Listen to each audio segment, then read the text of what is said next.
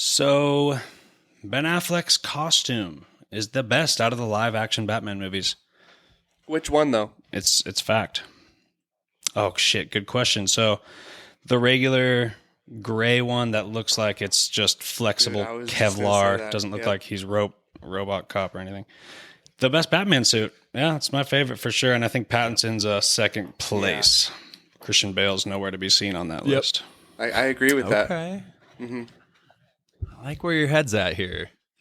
Yeah, Christian Bale's, bro, it's ugly. It's not that cool. I don't know. The cowl is horrible. The mask is horrible. His head looks like an egg. I'm sorry. It covers way too much of his face. It just looks goofy, and his voice is pretty goofy. The rest of the suit's okay. But Ben Affleck's, man, it comes with that brawler. Like, you look like you don't want to mess with that dude. Like, he's going to break your bones. For sure, you're going to break some bones if you go up against him. And, yeah, the gray itself just looks so clean. Yeah, dude, the mask is underrated, but it's very important. Like, you got to have those eyebrows and the right nose, and it can't be too big on the top. And I do agree that I do like the Nightmare Batman too from Batman vs Superman. That one's kind of sick. It's cool, but it's weird. But it's weird. Yeah, it's very different. He's shooting people. Very different. But I think I have to agree with JD that the gray, it's like stitched, but it's carbon fiber or something at the same time. You know, Yeah, it's like dope. skin tight. It doesn't like Christian Bale's look like it's like a plastic cover. Like I always compare it to Robot Cop, and it's kind of how he moves too. And the voice, that's a good point. Ben Affleck has a voice amplifier. I love that in Batman vs Superman. When Alfred's like, it works. Shittleberry, bubble pop, Shittleberry, bubble pop. And it's like, oh my God, this is. Shittleberry. And runner up, Adam West. Oh my gosh, get out of here. Just get out of here. Yeah, that's the stupidest thing I've ever heard. I've got that as my number one. And then I got, Some days you just can't get rid of a bomb. I'm going. You haven't seen that guy? All right, as long as you got your shark deterrent spray, you'll be all right. Batman, drop the bat ladder. Dude, it's so bad. They just have a rubber shark like taped to his ankle as he's kicking his ankle, punching it. Cinematic gold. My favorite Batman is Batman 2.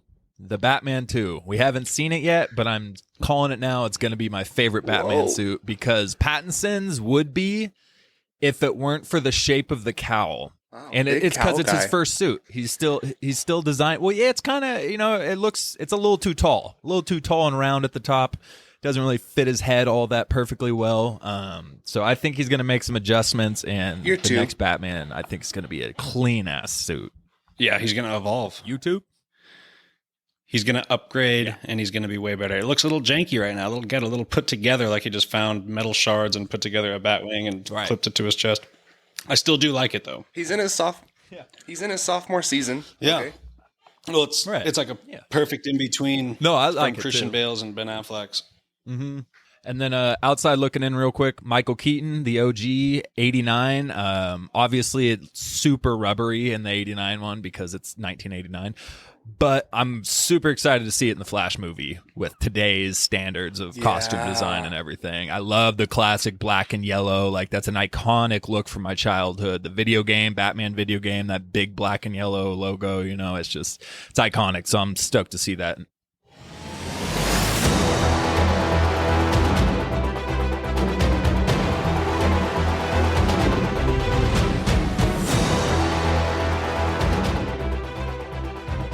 Good day. Welcome back to Why So Sidious. Coming at you live. No, that's not true. Coming at you through a pre-recorded message to talk about episode 5 of The Mandalorian. Before we jump in, here's a reminder to check us out on all major social media platforms. Also, if it interests you, we are covering Jonathan Hickman's Avengers comic book run in our Road to Secret Wars. Also, we have the long-awaited Top 5 Star Wars novels discussion available to download on Spotify, Google, Apple, wherever you get podcasts. We did it, we did it, and we did it. So with that out of the way, here with me are the great Darth Daver and the invincible Iron Lub. Together, us three will soon conquer the planet, so look out for that. But first, here's an episode 5 Mandalorian summary. it's funny how Dave's always dark side. We always make a Dave a dark side character. Dave O'Ren, Darth Dave. Yeah, I don't like the Dave O'Ren. A fan of that one. Darth Daver works really well, I think. Forgot that was my gamer tag. You're like the Darth Vader of the podcast. Loves like the Emperor, and I'm like maybe like a solid Jar Jar Binks. Like I really came and I really showed up. Like I made an impact. It might have been for the worst, but I'm here for it. Hell kind of self-degrading. And I might be a Sith. We don't know yet. It's a theory. Oh yeah. Oh shit. All right, so here's the summary. Pirate King Gorian Shard invades Navarro. Grief Karga calls Captain Tiva to request support, but Coruscant does not grant Tiva permission to do so. So he looks to the Mandalorians for help, who end up dominating the pirates and liberating Navarro. Karga offers the Mandalorians some land to build a home, and the Mandalorians pledge to unite under Bo-Katan. So, quick question for you guys. The Mandalorians just found Mandalore, so do they need a new home? Like, do they need land? Like, didn't they just find their land? Why don't they populate that area? Yeah, I think that's what they decided at the end. But when they first said that during the episode, too, I was like, it's kind of weird that they would all be excited to call this home. Like, I get it. I get the symbolism to how they were in the gutters and everything in season 1 here. But you also just discovered that Mandalore is breathable. Yeah. I don't think they're going to stay here. All right. Right. But it's more attractive for when Bo goes out and tries to get all the other Mando clans to come with her. You know, we'll go to Navarro first, talk things over, then we'll go to Mandalore. You know, it's not like, hey, meet me on Mandalore, things are going well. They're like, I don't know about that. You know, like, we got this dope-ass planet. The ruler likes us. It's safe. We can live in, we don't have to hide. So that, it's attractive. Right. Grief Karga. It's more attractive. It's like an insurance policy. He's like, here, take all this empty land, because if you're right next door to me, then I don't have to worry about getting invaded ever. And I won't have to worry about going through the loopholes of the apparently not very useful government at the time, which I am also kind of confused about. Did the New Republic kind of seem incompetent, or maybe a little bit like our government? Like they can't get anything done unless you have like all the right signatures and all the right things getting pushed through the right loopholes. It seems like not the heroic government that I thought took over the Empire. I hate to say it, but maybe the Empire wasn't so bad. Because if that's like a TIE fighter pilot goes back to the Empire and goes, hey, these pirates trying to take over a planet. The Empire is going there and they are wiping those pirates out in 5 seconds and then going back, just cause.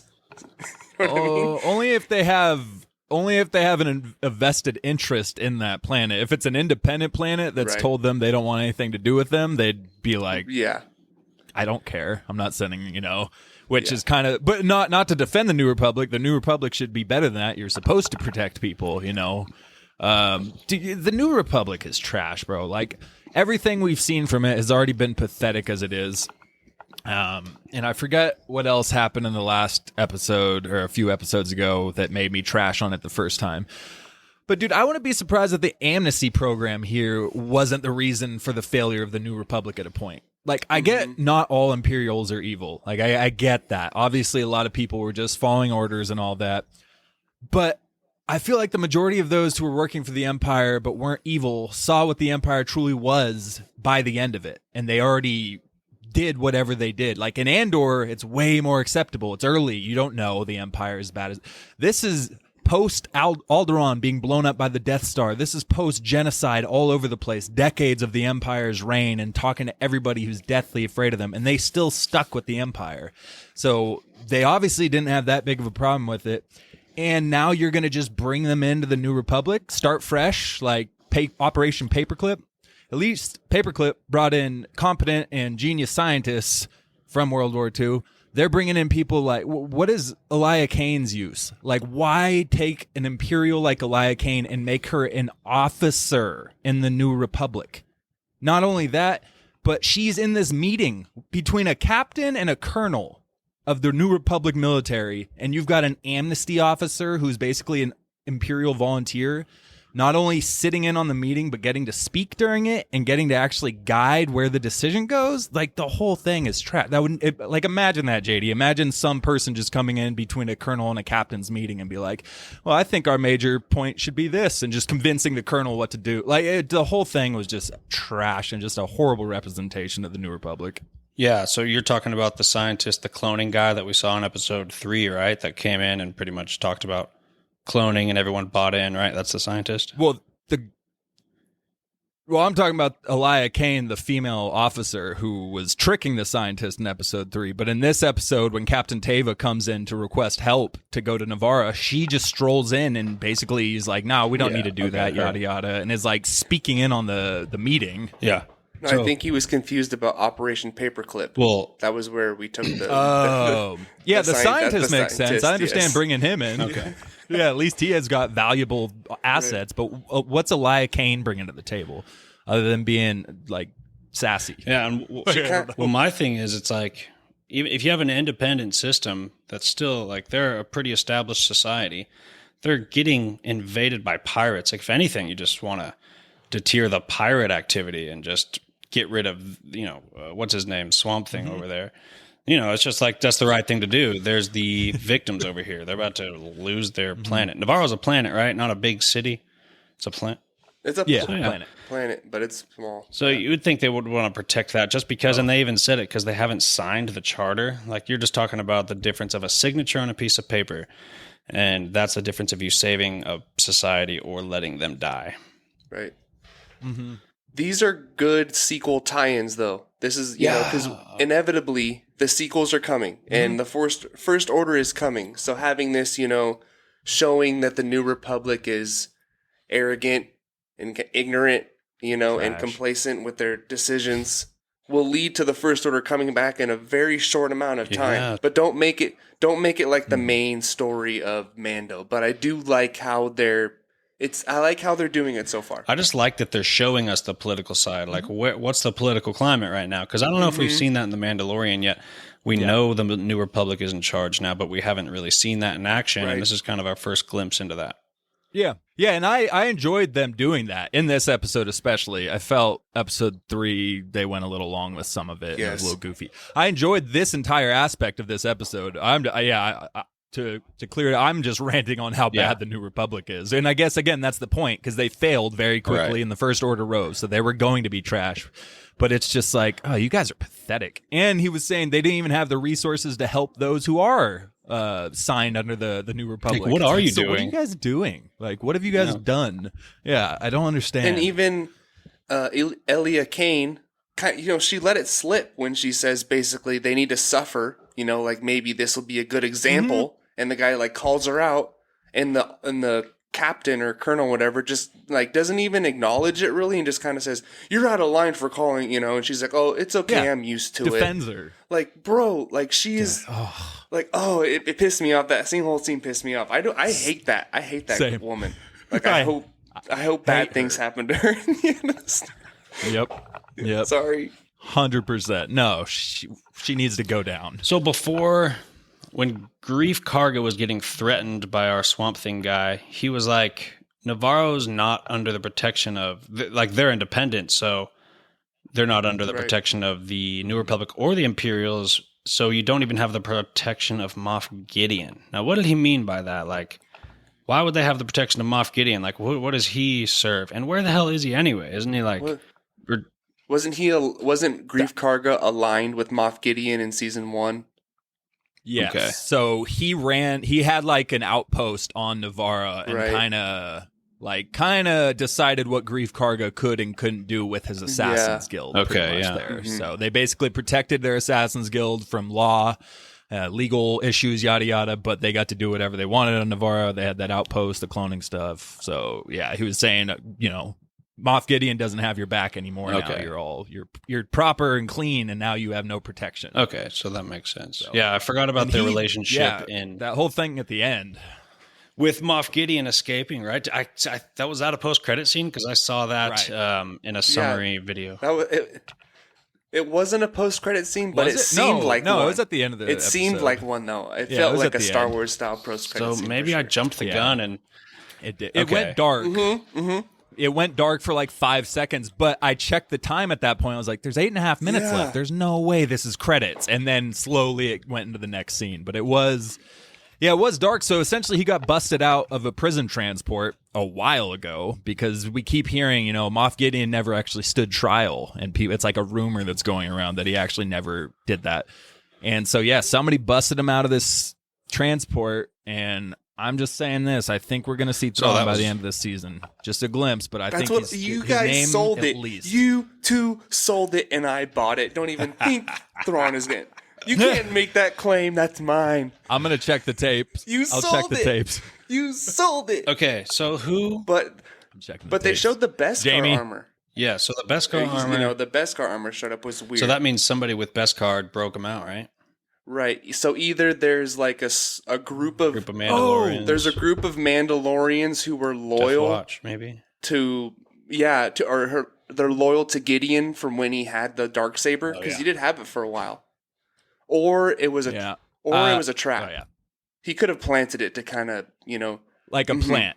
Okay. what are you thinking, Dave? So this is what I'll say about that, and I'm going to say spoiler alert right now because what I'm about to say, it's been Oh, released. yeah, right. I thought about that too. Well, it was a rumor about season 4's prop designs for season 4, and it got released that. So again, spoiler alert. Moff Gideon's Mandalorian armor was being prepared for the season 4 props. So in season 4, Moff Gideon's going to have his own set of Beskar armor. So there's going to be some connection we're going to hit in this season with Moff Gideon to where he's going to end up being equipped with Beskar at some point. So so he probably did just get busted out by a Mandalorian, subgroup. So in episode 3, then who the hell was attacking Bo-Katan? Because didn't they comment on how it was quite a large assault group coming Right. after them? I did not think that was Thrawn. yeah, Moff Gideon's free already. So he was He's already been free. It didn't Yeah. suggest that he was just now Yeah. let free. Like he was already free. I think that ship's been there for a while. Okay. They didn't make it clear, but again, just because the first couple of episodes people were already saying Moff Gideon never made it yeah. to trial. Right. So then Okay. and then you see the ship drifting and it's like, okay, that could have been a couple of weeks ago, who knows how long. It could have been months ago. I don't know how space works with deterioration, but And even when Carson Teva calls up the other guy, he says, there's a missing craft in the region, but the details are classified. So even, the New Republic knew about this and they're trying to cover it up so no one knows about it. So who knows how long it's been, but the New Republic has been very Right. quietly trying to figure things out. since it didn't get mentioned, Star Wars dropping one of the cleanest, dopest way to do a cameo in this episode. We got Zeb live action from Rebels. He popped up. He's with the New Republic right now, so this is obviously after Rebels. So yeah, he's alive and well, and another Ahsoka Yep. hint. That's exciting. I was just going to bring him up. Dude, he so looks... a really short cameo, and I really liked it because that's how cameos should be. It shouldn't be like fodder for fans. Like, here's some familiar face. They're going to go on a side mission and take away from the story. No, it's just he showed us a familiar face that we have not seen in live action yet. He looked good. I liked the CGI. I didn't see any problems with it.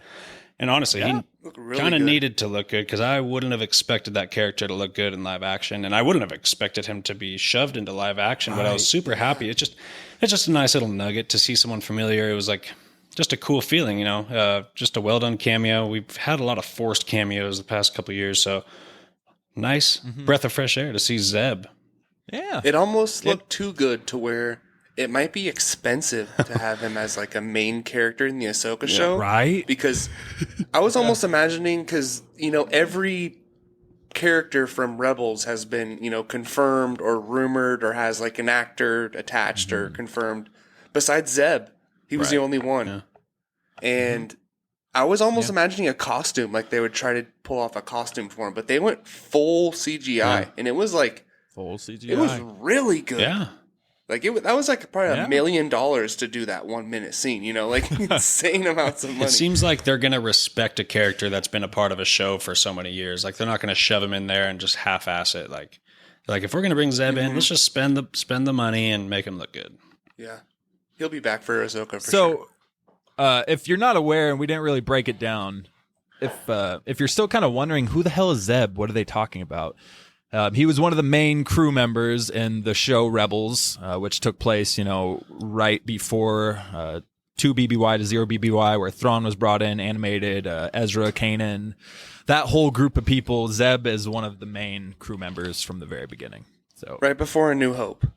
No, Yes. yeah, BBY. not Return of the BBY Jedi. might still confuse people. And 0 BBY. if anything, this just gives the Thrawn theories way more weight because Zeb's here. Thrawn was one of his main villains in his show. So if anything, that just brings us a little closer to Thrawn, who we already know is coming. But yeah, like not Grief Karga. The Swamp Thing guy looks like a costume. He doesn't look like CGI. Looks like shit. He's a costume. Yeah. guy. He's not horrible. He's Costume not for bad. sure. I think he's terrible. I can't stand the look or like the demeanor of that guy. He's a very Disney villain. He actually worked for me when he was talking to Grief Karga on his little video feed. He seemed pretty menacing and that pretty helps. his like a little kind of wise. I don't know what the word, but everything like in person when he's on screen is just a joke. So I just don't like him. I'm glad he died. Right? He died. That's he went funny, down with bro. the ship. That's good. Yeah, he's dead. I thought he looked awful in the first appearance. I thought he looked goofy as hell. And then in this episode, I was like, all right, I guess he's all right. Like, he's a goofy ass character, but looks wise, I was on the opposite train. I thought the first time I saw him, I was like, bro, what?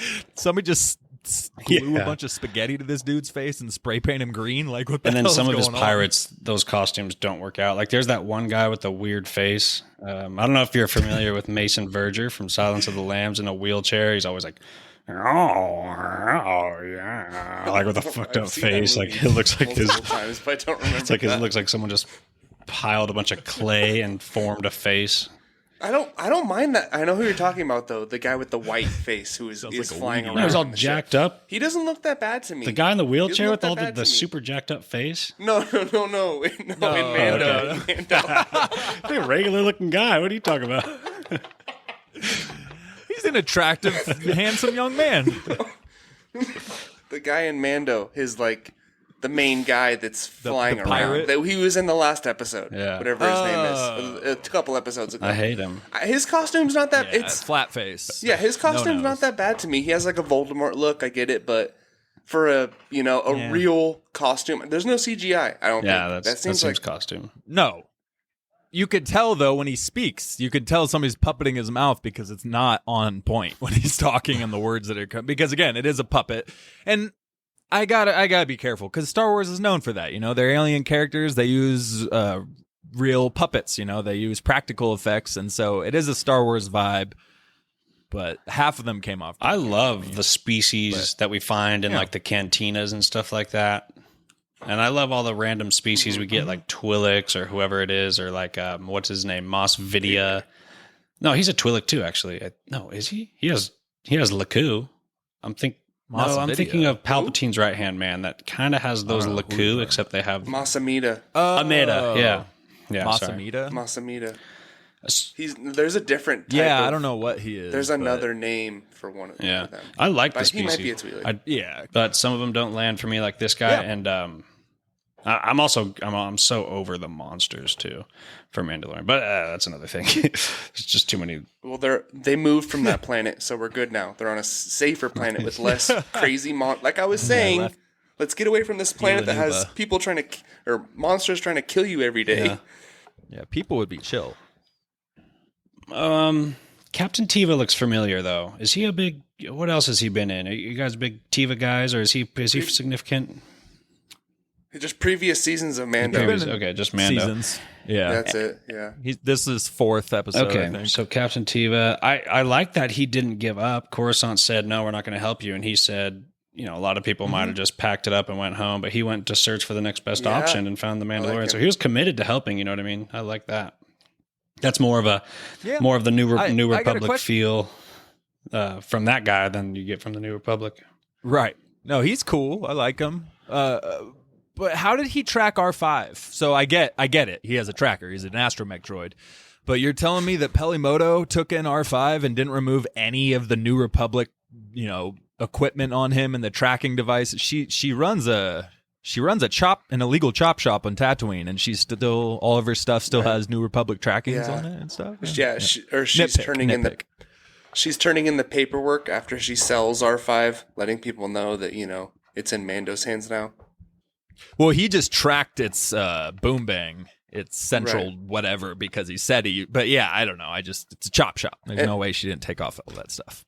And also R5 should be excommunicated for that. I feel like that's definitely against the Mando code, and they would not like that. Oh yeah, you're not. You better go to the waters, bro. He has to go to the waters for sure. Right. Right. Hold that bitch accountable. He's so scared though. So the Mandalorians agree to help, and I was. Well, should we talk about right before they agree to help? Okay, the speech. Just that couple. Yeah. Yes. Yeah, they're deciding to. They're figuring out amongst themselves. Are we going to go help them? Some people are like, no, why risk our life? And then the heroes are like, no, come on, man, we help people. And the big guy, that is Paz Vizsla, correct? So yeah, Jon Favreau. Oh, I didn't know that. Okay, so he's getting better. Yeah, Dave. I mean, come on, he's better from the first Paz Vizsla scene. I never liked him, but he gave a better speech than I expected because it sounded like he was saying absolutely not until he said so. Of course, we're Mandalorians. We're going to go help them. Got us. Just classic. Classic, say a bunch of reasons why we shouldn't, help them, and then you flip-flop and get everyone hyped. Yeah. Like, we risk our lives for this little twerp. Why should we lay down our lives again? Because we're fucking Mandalorians. Let's go. I wanted to step up and start cheering. Dude, Paz earned a lot of points this episode, for sure. Yeah, he did, and Din, yet again... Din just has nothing. His speech is so weak because he just has no emotion.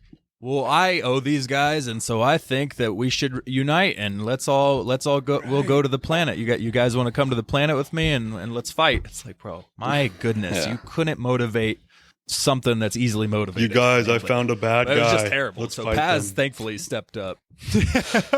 Yeah, so good thing Bo's taking the main seat because Din is like. He's not a leader. He's not a true main character, honestly. Well, it worked in season 1 in that weird Western season 1 thing. Yeah, it became an episode. But now that it's grown, this is not even about him anymore. I think the Mandalorian is Bo-Katan here. That's like what the show's about. It's like a dual meaning. Yeah, his name is Mando, but it's the Mandalorian, but it really means Mandalore. That's why we call the armor. That's why we call him Din now, and not Mando, which is what we used to call him. We stopped. Yeah, but to bring it back to Paz real fast, first of all, keep Grogu's fucking name out of your mouth and don't point at him like that, okay? Like don't be calling him out. I know it meant something to him, but at first I was like, whoa, like. Come on, man. He's a little kid. Hey. Why are you calling him out? Hey, man. So, let's see. They go attack. And my favorite action scene this season by far is just the first part of it where it shows Mandalorian. His spaceship fighting scene was so sick. I was like, I feel like I haven't felt that kind of sci-fi action excitement in quite a while. When they went to help the pirates, I was in. I was stoked. I was like, yes, this is kind of what I want from the Mandalorian. Mm-hmm. And then after his first really badass scene, no more Din. Like it was all the other Mandalorians. And I appreciate the other Mandalorians attacking, so that's fine. But I do want more Din because I feel like I'm starting to really miss the lead character from season 1. The lead character might have changed, but I miss Din, man. I miss him kicking ass. And then, so Paz Vizsla on the opposite side didn't care for all the screen time he got fighting because he just lands big, bulky, no skill required, big 50 cal shooting. Like I really appreciated seeing the skill with the Mandalorians and how they attacked as a unit. It required more than just landing and shooting. So the fight scene itself got worse and worse for me, but it started so good. So this entire season has been really good with the dog fights. Anything to do with the N1 and Bo. And Bo and Mando make a great team.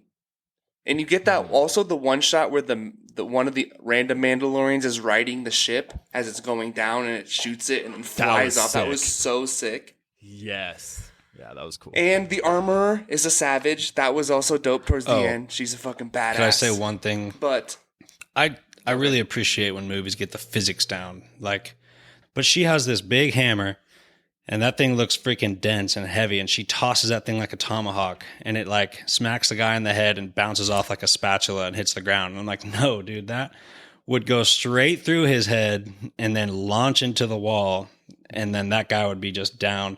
Didn't like the spatula feel when she tosses that thing. If you're going to give a character a hammer, it's Star Wars. Got to get the physics right a little bit. Yeah. Just make it seem like it's dense as it should be. But she busted stormtroopers. Yeah, I agree. She busted stormtroopers' helmets into pieces when she fought them in season 1. So we have seen it happen in Star Wars. But yeah. So I feel like it probably should have at least shattered whatever it hit there too. But I mean, they're not going to show that guy's head getting exploded by her. But he had a helmet. Oh, was he not wearing a helmet? No, it was just a dude. I thought he had a helmet. Did have a helmet I don't on? remember. I don't know. They were all just I don't remember, to be alien honest. It could have creatures, been. right? You might be right. Yeah. I guess you're not going to bust his Yeah, face. I think they're going to bust his face open. Invincible style. Man Man, up. just squishing heads. No, that's very, very nitpicky. But yeah, so other than that, Yeah. I liked her scene. She did come in and dominate. Right. So, But the whole, when they're on the ground and them getting boxed in, I was thinking the whole time, okay, you guys have these things on your back that let you, fly up. So there's technically no way you can get boxed in by people standing on the ground. Good thing Paz Vizsla has a brain and he could fly in and, help everyone out. But you can't get boxed in. Just fly up and go on top of the building. that's it, guys. They got us. What are you doing? Yeah. Dude, not only that, you have the greatest warriors, whatever. Obviously, they're a little rusty. Their society isn't what it used to be, but they're still shooting, bodies of water daily. They're not rusty or anything. They're all ready to They've go. been praying for this. But they've been shooting that lake Right. so much. But so we get these guys who have jetpacks, Beskar. There should never be a point where an entire group of them is pinned down in a street, an open street. You have jetpacks, you have Beskar. Fly away. And guns. You can get shot. You'll be okay. Not only that, they're fighting trashed pirates. Pirates who have been drinking all day, who just came out of a bar hammered and started shooting at an animal in a tree, missing fucked by up. a mile. They're hammered. And these Mandalorians all drop in. Like, I got stoked. We see Bo-Katan's speech, which was great. It was a great speech, and when it's a great speech is because when she finished, I was stoked for this scene. Like, she finished, she said everything she said, you'll be heroes. As soon as she dropped that heroes line, I'm picturing the civilians, the citizens of Navarro looking up and seeing Mando taking out their ship, and then seeing Bo Starfighter come in and drop a battalion of Mandalorians as they come out of the sky with jetpacks and just tear these pirates up. So I'm hyped for this scene. I'm like, oh, this is going to be sick.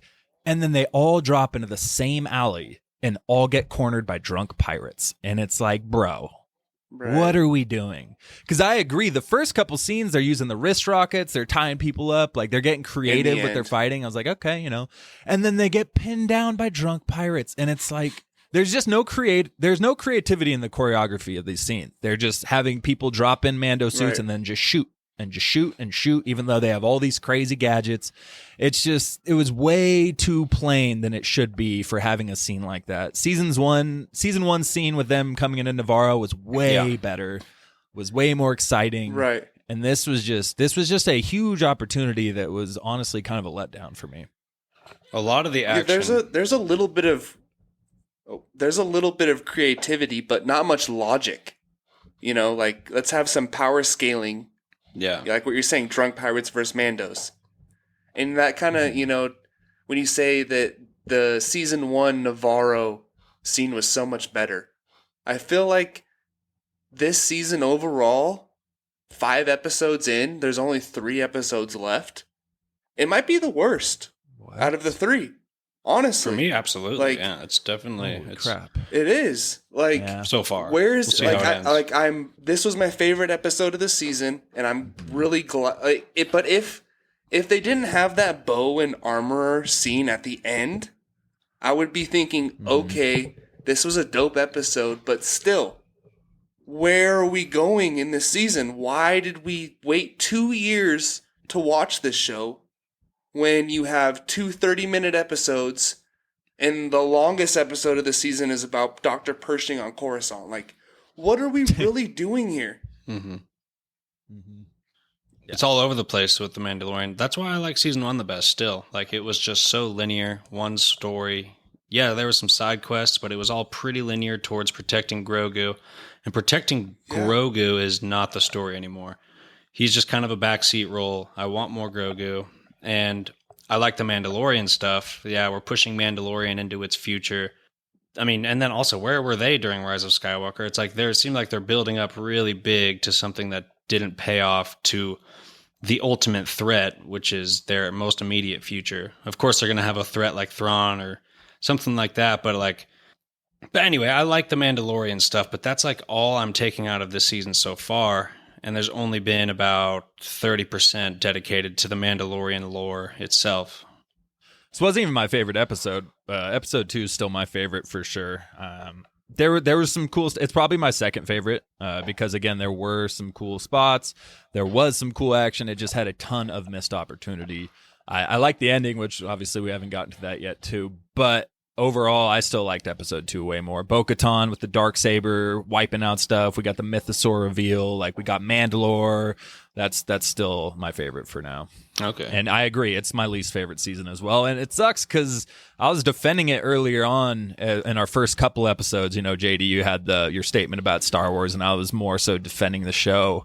And I find myself a few weeks later where you were like, okay, show me something, because so far this isn't that great. Even my coworker was saying today, she's like, I don't know what it is, but it just feels like the show's lost something. Mm-hmm. So I think that's kind of the consensus going around. Well, remember how magical Grogu itself was? Like, what the hell? There's a Yoda speed. The way that first pilot episode ended is one of the coolest Star Wars moments for me ever, because no one had any idea a little Yoda was going to show up, and then all of a sudden, dude, they kept that under it's wraps. Like the whole season revolved around a little baby Yoda. Like, that's really freaking cool.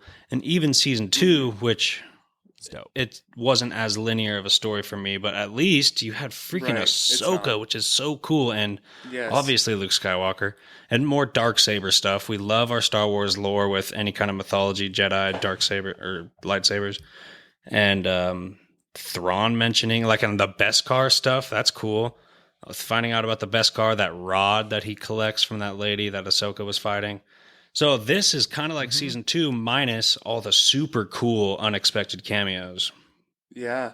And action. The action scenes in season 2 were way better than anything we've gotten other than Bo-Katan on Mandalore. That was good action, well choreographed, but other than that, man, I'm telling you, the Mandalorian choreography and everything, Louis, I get it. Hold on. The Mandalorian choreography and everything has just has been lazy to me. Honestly, it just feels like they just have people show up in costume, call it a day. It just, I don't know. Jon Favreau, come on, bro. Get it together. Because there were these... Yeah, come on, man. There was a quote when he was, talking about how long Grogu was training with Luke. They asked him, do you know what the ending is? He doesn't know what the end of Mando is yet, which is slightly alarming. Well, especially considering that he was with Marvel since the very beginning. Iron Man 1. You don't think he was discussing the first Avengers movie like somewhat of a conclusion to the story that he started? Right. Like, you would think that would be kind of his status quo. Think of the ending. How are we going to build up to this the best way possible? Yeah. And Boba Fett and this season kind of seem like things started out with a great story, but now we're kind of in the middle. I know Mandalore and Moff Gideon. I still have hopes for the show. I don't want to say I'm shitting on it, but I feel like Moff Gideon and this whole, Mandalorian revival will be dope. But these first 5 episodes, and with only 3 left, we haven't really done much. We're missing a villain. We really are. Star Wars is so great because of its villains, and we need that presence. There's not even overarching presence. I don't know if we're going towards Moff Gideon or Thrawn or what. They're just kind of going on road adventures. and we don't have that foreboding threat in the background. Like, oh my gosh, where are they going to pop out and destroy us? Like, there's no fear, there's no anxiety in a good way. There's none of that good anxiety as an audience. We're not concerned about their safety. Right. No We're not stakes. worried about their well-being because there's no threat. And I will, I do. I know we're going on a little rant because we're a little frustrated with stuff. I will say, I agree with you, Caleb. I'm not giving up on the season yet. It's my least favorite so far. It's still redeemable, but they really do have to hit certain points in these next 3 episodes. We need to see what's going on with Gideon. Absolutely. Next episode. That can't be a finale thing. You can't do Moff Gideon as the finale of the 3rd season he's been in. They already did we can't that. do that. Yep. Yeah. With him coming out with the Darksaber. He's been in the finale the last 2 seasons. Right. Well, and the last season ended with him being defeated, but it's just like we don't. He needs to be brought out next episode. We need to know what the next 3 episodes are going to bring us by the end of next episode. Like we need to know what's going on. We need to have some type of hint towards Thrawn or something like that, and an overall agreed upon end goal. Like, because at this point, again, all we have is reunite a new Mandalore, which again, I'm cool with seeing that, but you got to do it right. And so far, they just really. This is a must-win episode for episode 6. Like Moff Gideon, I feel like Moff Gideon needs to be in the next episode almost, or they're just kind of throwing together this kind of last 2 episode arc kind of thing. Yeah, but you never know. Mm-hmm. We can give him the benefit of the doubt. Maybe he does have a glorious conclusion, and the finale blows us away because it's still the Mandalorian. It's still the best. Still one of the 2 best things that Star Wars done in the past 5 years. So there's still a chance. Yeah, there's a chance. Speaking of, can we stop referencing like quotes from other things, other parts of the show? Earlier in the season, Pershing said it's a trap, and in this beginning of this episode, Grief basically says to Swamp Thing, I shot first. It's basically like the shot a first Greedo callback, and later, so I forgot who's saying it, but they says, they're telling him the odds, and he says, I like those odds. And it's kind of the opposite of Han Solo saying, never tell me the odds. So they're like... Yeah, they're trying to play all the hits. That kind of ties in with this kind of lazy writing and story going on. Like, let's just, quote the movie. Like, let's go Rise of Skywalker and just say this exact same shit they used to say. They're kind of doing that. They're throwing original trilogy stuff at the wall and hoping it sticks. We got the Salacious Bee Crumb species, which obviously we saw a glimpse of it, but now they're in the... Which I did kind of like that. It gave me that nostalgia because the noise they speak with. Right. He points them and he does that, the vocals they make. And so there was nostalgia that flooded in from Return of the Jedi. But it's cheap nostalgia. They're doing that. They're just throwing nostalgic stuff from the OT and thinking, all right, we're good. We'll bring in all the audience. The OT fans will get these references, but they're just not clever references. Hey, that's from the movie. They're like, hey, we got something. Hey, it's from the thing. We got something real special for you. This episode, we're going to Tatooine, and the fans are going to love it. You know what I mean? It's just... You ever heard of Mos Eisley? Let's wrap it up, though, with Bo-Katan in the armor and Bo-Katan being designated the leader of Mandalore, right? Like, this is what we've been looking for. Like, she is now the proclaimed leader of Mandalore. Everyone should be uniting under Bo-Katan, right? Yeah. Yep. It almost seems too easy, though. Off. Yeah. Yep. I had another mini rant for this. But it can't... If it's like, did she really switch up the armor? Is she different now? And also, she doesn't have a name, clearly, because everyone just calls her the armor, even Paz Vizsla. It's Sabine. It's not. It's Sabine, right? Sabine. Oh, and also, I love the voice actress. Her delivery, the way she talks, it's so mystic and all-knowing. She's almost like a Yoda or a Galadriel. I was getting Galadriel vibes. It's enticing. Right. The ancient one from the MCU.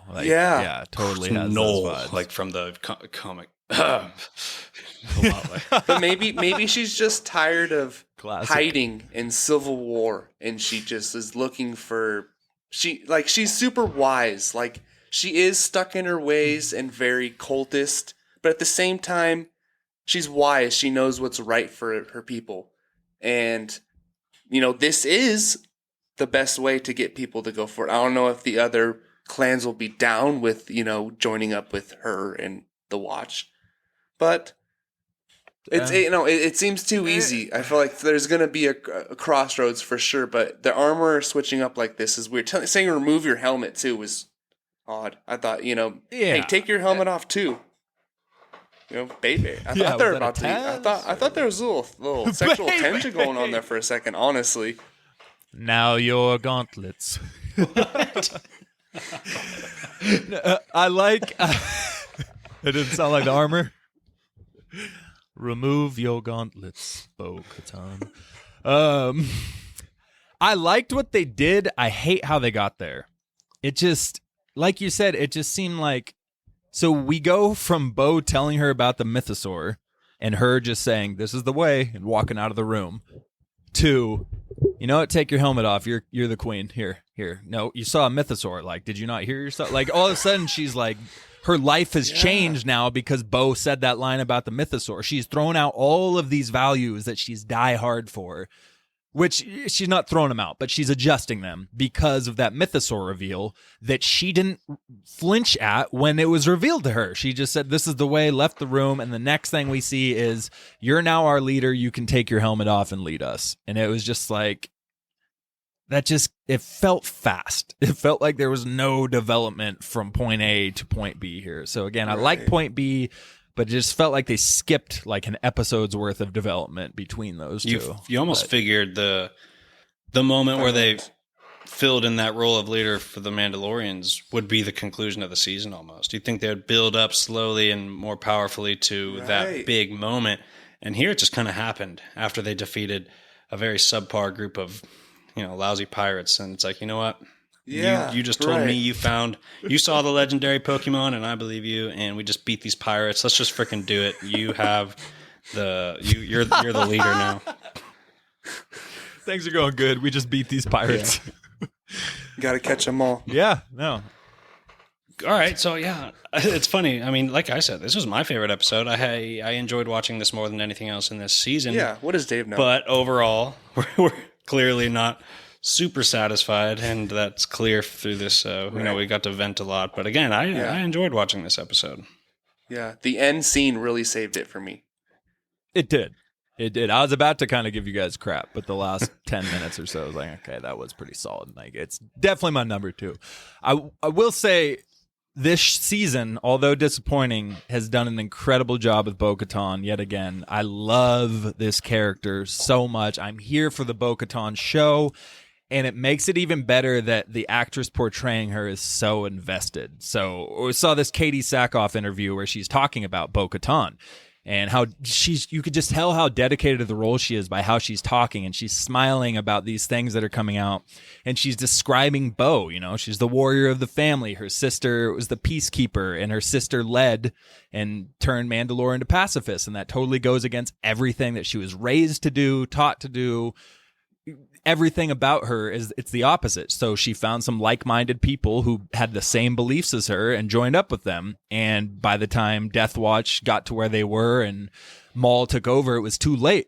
And it cost her sister's life in the end. And so everything she does moving forward, she has that in the back of her mind driving her. She's always remembering what happened when all that happened. She's haunted by it, but it's what drives all of her decisions. And this is all Katie Sackhoff saying this about Bo-Katan. And it's awesome to see when somebody like that is so invested and knowledgeable about the character they're portraying. And it's only a good sign. So this is a great character that they've done well with. It's almost completely necessary for a character to like transcend the acting role and to become that character, like Heath Ledger's Joker and Robert Downey Jr.'s Iron Man. Like, they become that role, and it's so necessary for these big fandom properties like Star Wars and Marvel to make this fictional reality believable. You need the actors to buy in to that level, to themselves acting like they are the character.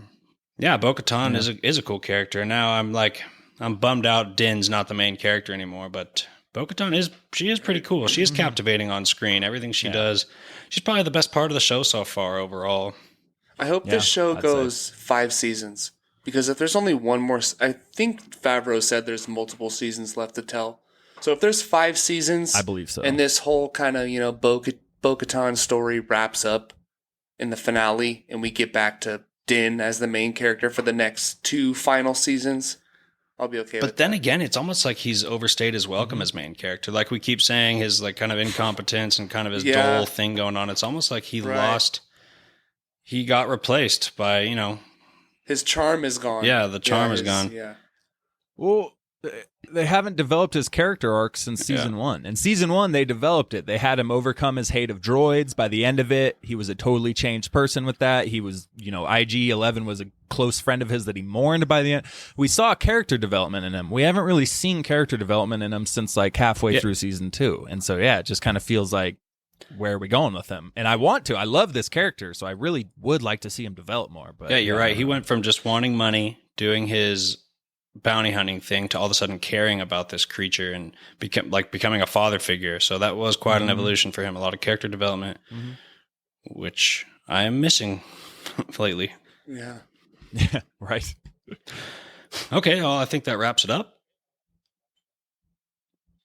Freaking hell yeah. All right, well, thank you for joining myself and Caleb and David. Freak yeah. Freak yeah for our review of the episode 5 of The Mandalorian, and we will be with you next week to discuss episode 6. And farewell to you guys. Goodbye.